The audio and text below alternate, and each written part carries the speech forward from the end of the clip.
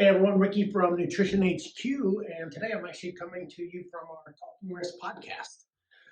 And today's topic is item 16 of the FDD. But before we get started, don't forget to subscribe to our YouTube channel at NHQ Rocks. That way you can stay up to date on everything Nutrition HQ and Nutrition HQ franchising. So what is item 16? Item 16, they're going to disclose the franchisor's control on what a franchisee may or may not sell. So why do they do this? Consistency. You want to have consistency across the brand, so you're having the same experience, the same customer experience in all the stores. Like for us, we carry a very large variety of products. Now, we have approved vendors and non-approved vendors. That's kind of our process. You'll see that in a lot of franchises too, because they want the consistency. So I was actually on a roundtable yesterday where I was discussing his frustrations with his franchisees going to buy the milk for his coffee, for their coffee stores from Sam's versus using the same wholesaler or the same provider that all the other franchisees must do.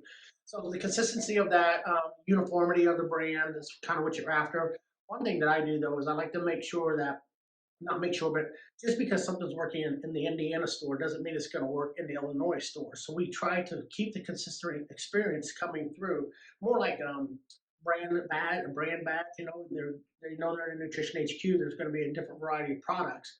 However, they're all approved by ours, so they went through the vetting process, the insurance process, and all that stuff. That way we're safe. But there's three things that they want to disclose in a franchise in item 16, and one is any obligation imposed on the franchisee to sell or offer only goods and services that are approved by the franchisor. Second item, any obligation imposed on the franchisee to sell or offer all goods and services authorized by the franchisor.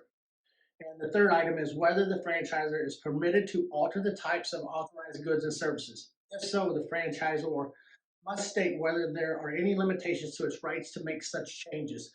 So back to, going with consistency and, going back to say, okay, all nutrition HQs must have a smoothie bar in them. So that doesn't make sense. So, if we're going to do in the future a nutrition HQ with the smoothie concept, then obviously we would have our approved vendors for the smoothie concept. But it doesn't mean that another store has to put in a smoothie concept. But those are just some examples of item 16. The main thing is it's just the approved products and services that a franchisee can sell. But once again, Ricky from Nutrition HQ. You can find me on Instagram, Ricky NHQ, and my website, nutritionhqfranchising.com, and our other website, nhq.rocks. Thanks.